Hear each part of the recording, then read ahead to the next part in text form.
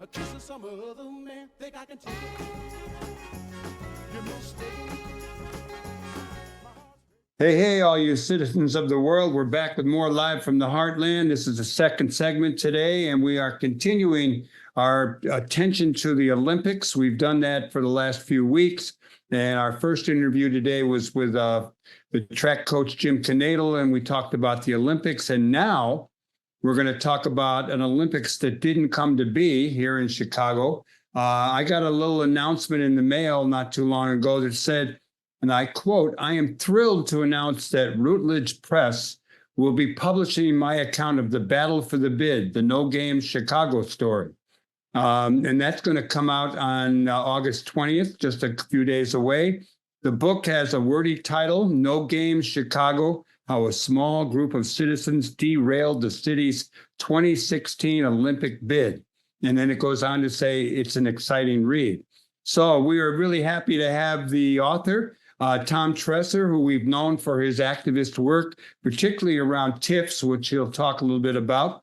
But I'm excited to know about this book and how the Olympics were upended from coming to Chicago at a time when I still was in the restaurant business. So hello to you, Tom, and thanks for letting me run my mouth for that. Hey, Michael, thanks for bringing me on the show. I love you guys. Well, tell us about your book. Well, so back in the day, you have to cast your mind back to 2007, 2008. Mayor Daley decided for some set of crooked reasons that he was going to bring the 2016 Olympics to Chicago. He'd never been much of an Olympian as far as I know, but if you have to remember what was happening in Chicago, there was scandal after scandal after scandal. There was the hired truck scandal. There was his people going to prison right and left. It was literally one thing after another. The FBI came to City Hall multiple times, and I think he changed his mind as a diversion and to push the entire Chicago civic attention on the games as a diversion from the firestorm of controversy that was engulfing him at every turn. His popularity was low, and so all of a sudden, that's my theory, it was all hands on deck. He put his best people from his cabinet. His chief of staff, Lori Healy, went over to become the chief operating officer, and they started visiting all the foundations and business leaders. And within a little bit of time, they had $90 million to prosecute the bid. So all that was happening, and a few people got together and wondered, is that actually a good idea? So right away, you have a question of whose job is it to ask and interrogate a major project like that, which would be the biggest thing to happen to the city since the 1871 fire, right? And the answer is apparently it was no one's job because everyone was piss afraid of Mayor Daley. They didn't want to say boo to him, even though people privately told me they thought that seeking the games and hosting the games was a horrible idea. So basically, a few guys got together and they formed a group called No Games Chicago. It was Bob Quellos and Ramson Cannon, two really thoughtful organizers. I joined them in late 2008 as I was doing my own research. And I kept looking around for someone who was taking the lead to say this is a terrible idea. Who, where? Activist organizations, the unions, aldermen, nothing. So that was the origin of No Games Chicago. It was a small group of people. Some of them had good civic experience, and some of them had never done anything like this. No office, no budget, and no friends. But we set out to upend the games, and we did. It's a story that includes civic thuggery, attempted bribes, and even a real-life spy. Well, let's start off before we get into the bribes and the spies and all that. Why do you think this group of activists, why were they opposed to the games coming? Well, just a little bit of research, anyone with access to the internet and any kind of curiosity could find the research and the reports on the games of the past. So again, we're talking about, this is research we're doing in 2008-ish, 9-ish. The Beijing Games were just in the past, And they were horrible. I mean, it was a human rights abuse show. Villages were destroyed. People were killed for protesting the games. Going back a little further, Brisbane, you had the games in Australia and the games in Athens that bankrupted this, that almost upended the economy of Europe from the debt that the government of Greece entertained. Going further back, the Montreal Winter Games of 1976 had just paid off their debt 30 years later. And all these things were easily found. You can talk to activists. We talked to a woman who was the head of a coalition for fighting for homeless rights in Atlanta. So now we're talking about 1996. And she said it was horrible. The police swept Black kids off the street. They printed 3,000 arrest warrants with young Black juvenile, pre-printed. And that's just one story that you can get with very little effort, and we spent some time, doing that research, and it was a horror story. I mean, basically, it's a city killer, with the debt, environmental destruction, civil rights abuse, and the growth of the surveillance state. So, if you're talking about Chicago's got too many police now, imagine, mercenaries and cameras on every street pole. I mean, it would take the situation today and ramp it up 1,000%. And this is what the recent games were telling us when we were looking back in 2008. So yeah, it was scary. Let me throw in here that I know that the games have bankrupted some countries, and it's a lot of dough. And what about was the 1984 Olympic Games in Los Angeles a little different? Was that privately funded? Because that one gets billed as real success. Yeah, that's an anomaly because they used some of the stadium that was already there. It was low key, and it was the first games that used corporate sponsorships aggressively, as we understand today. Where brands are everywhere, and today it's a multi-billion-dollar operation. But those games were credited with sort of turning the corner and making them really corporate and, in that kind of marketing sense. So, yeah, they get credit for all that. But since then, the average summer games go 200% over budget. So this is a study that just came out. It's called the Oxford Olympic Study. And it's a refreshing of something that these same researchers did in 2016. So these guys have looked at the numbers deeply, and their conclusion is 200% over budget is conservative for the Olympics, and the Rio Games cost $23.6 billion. So those are the games that we did not host. So I and my colleagues at No Games Chicago can say we save you and everyone else in the city of Chicago $24 billion. You're welcome. Well, if we'd had the games, it would have meant, clearing some space and compromising the lives and activities of thousands to millions of people. It's probably a good thing that we didn't spend that money because we definitely needed other places. In your introduction or your lead up to the book that you sent to me, you talk about international intrigue and daring tactics, civic thuggery, bribes, real life spy story.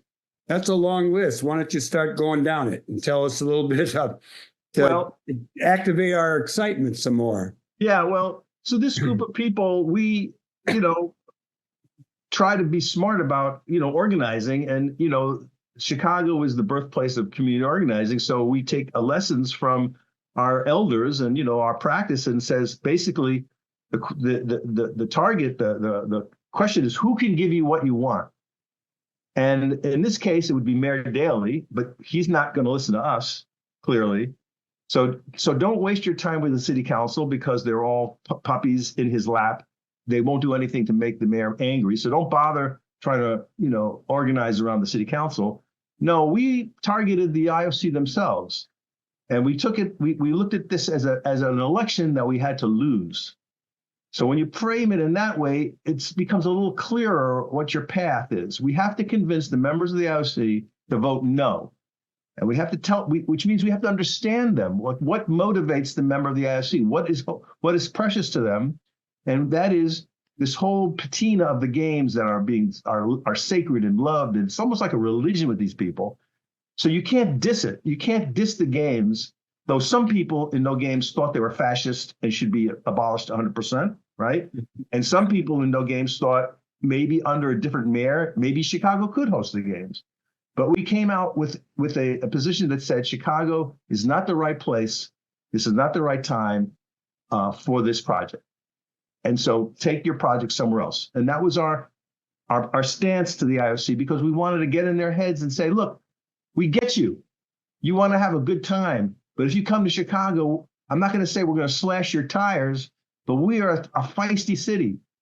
And we have big problems here that the people want money focused on things that are of concern to them, not a party 7 years from now.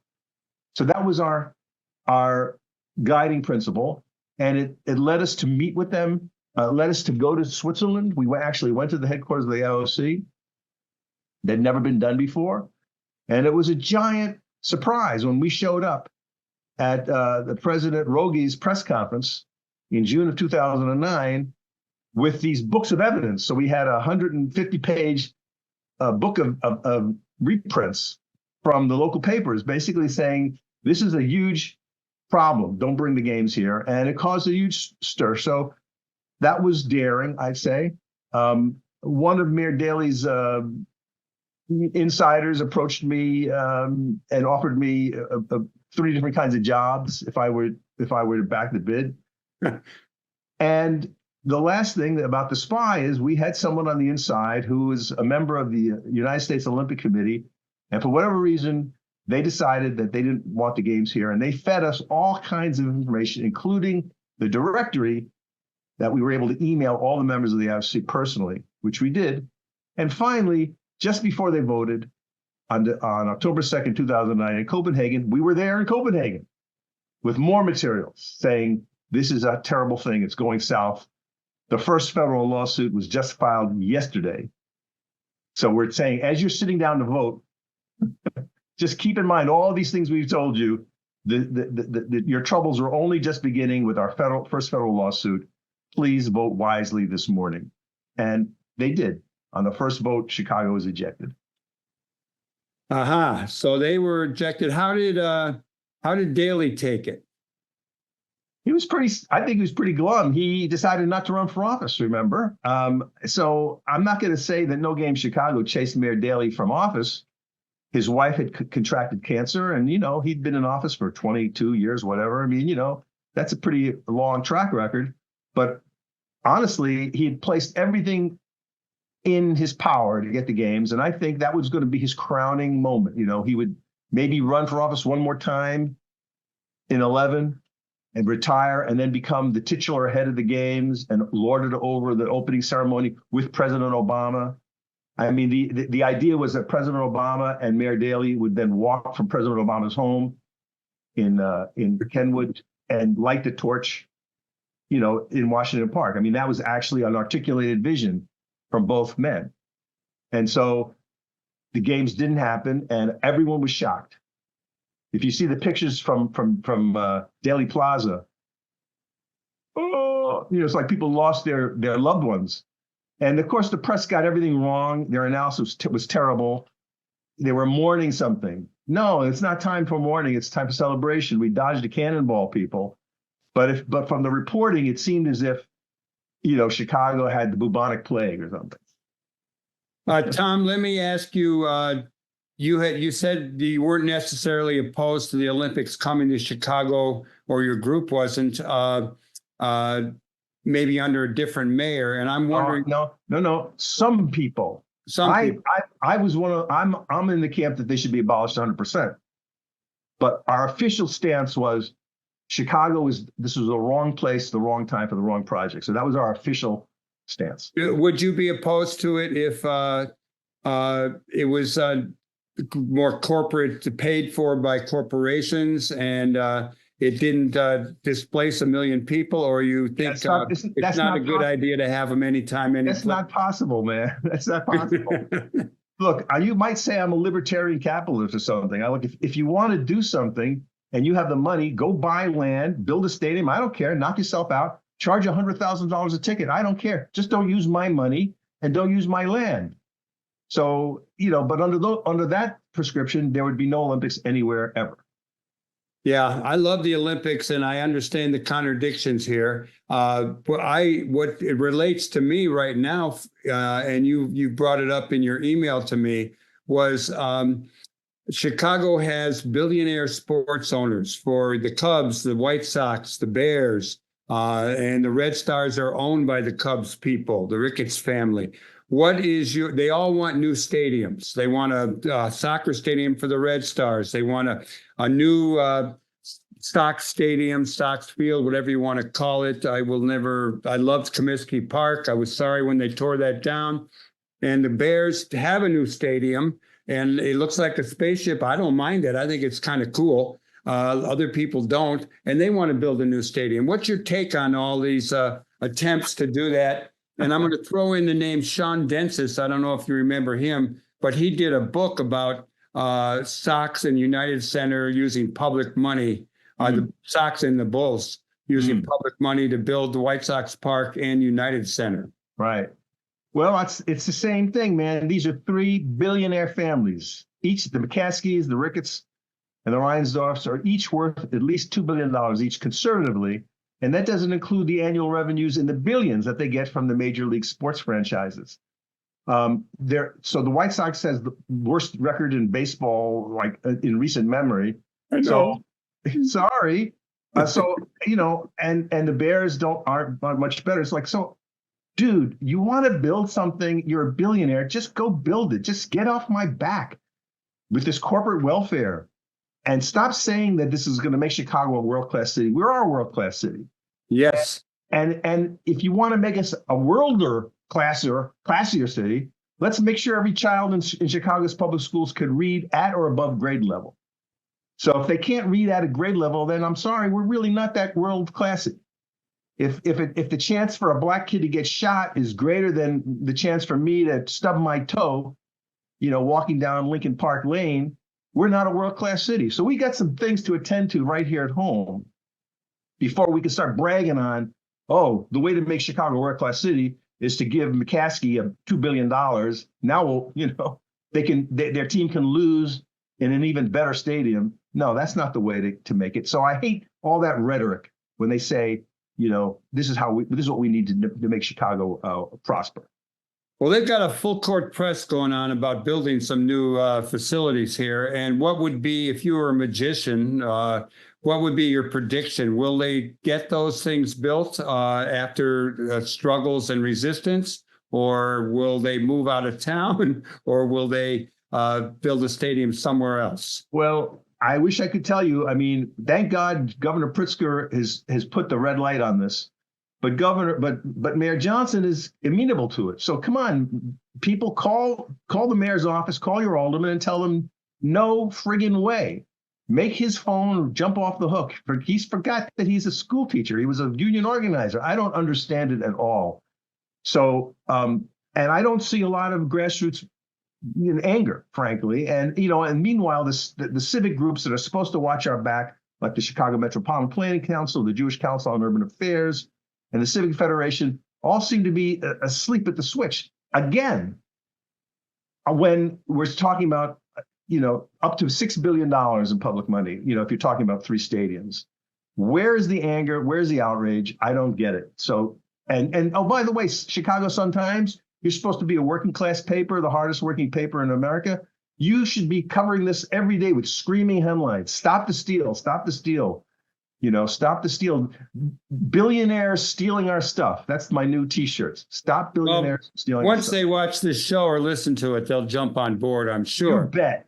Let's switch gears a little bit, and let me ask you, and we have a few minutes remaining. You came to my mind a lot around the question of TIFs. And so I'd like you to tell our listeners and our viewers what a TIF is and what impact it's had on the city and how they have changed. And you might want to introduce it all by saying how you moved from being involved with Pegasus players to becoming an activist around stadiums and TIFs and the like? Well, that's a whole long story, Michael. I mean, I was one of Chicago's most successful nonprofit theater producers in the 80s and up to 1990, but I left the lucrative world of arts administration to become an arts activist because the right wing was coming for the National Endowment for the Arts. Those of us who have a little gray in our hair remember something called culture wars. Yeah. Remember culture wars when Jesse Helms and Pat Robertson and other right-wing nuts tried to destroy the National Endowment for the Arts. And they failed, but they actually won the war. So Chicago, we lost the culture wars. And I will just say what happened in those days is the prelude to where we have Trump and all the right-wing nuts that are dominating America's politics is a straight line from that day to this. And sadly, America's arts scene and America's nonprofits largely failed miserably to respond to the right-wing threat to this day. We've sort of been on the sidelines. That's what got me involved in civics and politics. But short answer on TIFs, tax increment financing, these are special districts created by the city that suck property taxes away into secret slush funds. And there's 123 of these bad boys right now. And in 2023, they sucked over $1 billion.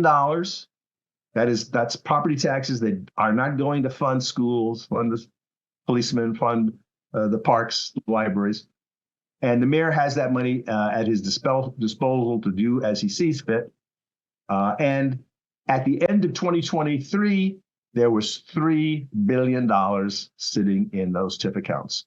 So that's money that should be immediately released to serve the people, in my opinion, not developers. There was a lot of people were opposed to TIFs, and I'm wondering what the status of TIFs is today. Are there more TIFs being enacted? No. What's the rebound? What are we going to be at the height? When I first got into this fight, there was 164 TIFs. So we've lost 40 TIFs, but they're taking more. The TIF program is sucking more money than ever out of the city into these secret funds. And I think that it's like crack. Reformers like Johnson and other socialists in city council cannot rid themselves of TIFs, regardless of their political orientation. It's too sexy. It's too much money for them to let go of. But I call TIFs racist and corrupting, and they should be abolished. And if you go to endtifsnow.org, you'll get our arguments. Oh, and by the way, people can find out about the No Games book at nogameschicagobook.com.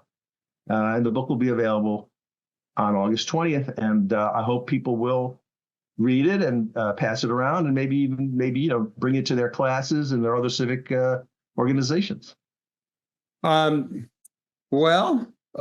the latest on the TIF that was Mayor Lightfoot was working on they were going to take the hideout out and all that, build a whole new gambling center over there. What's the status of that TIF? Well, that was passed in the last days of Rahm Emanuel's administration over strenuous objection. That's the Lincoln Yards TIF, which is being built by Sterling Bay, which is a billionaire guy. That's Keating Crown, the grandson of Henry Crown. So he's a guy's a billionaire, and we're going to give his company over $1 billion in subsidy for Lincoln Yards. Only it's a crazy fantasy that's gone belly up. It never made any sense. But after COVID, the city within a city that they're proposing to build up there on the river and Armitage makes no sense. So there's only one building left that's building there, and it's just sitting there. They try to refinance it. They probably will end up selling it for a song. But the TIF is in place, and it should be repealed. It's a racist TIF. Lightfoot loved TIFs. She had her own use for them. Now Johnson is using them for his budget to fill up potholes. And his best idea, though, is to let many TIFs expire and then to use that revenue to finance low-income housing. That's the best idea I heard yet. But I just say, keep going, Mayor. Don't cancel a third of them, cancel them all, and let's just be done with this racist program. Tom Tresser, it's always good to talk to you. You enlighten me and helped me rethink some of my thinking. And we got about a minute left. So how about you come forth with some words of inspiration to other community organizers, would-be community organizers, and all of us who are concerned about the direction of American politics and who will be our next president. Well, my good friends out there, we got to get off our hands. We got to get out in the streets. We got to help each other and do it with joy and love and civic Ubuntu. I am because you are. I am because we are. We can't forget that we're all connected. And I think we're going to win big this November. But everyone has to jump in, throw some money to these campaigns, help people, go door to door, do what you can when you can. Otherwise we'll get the government we deserve. But I think there's a new day coming.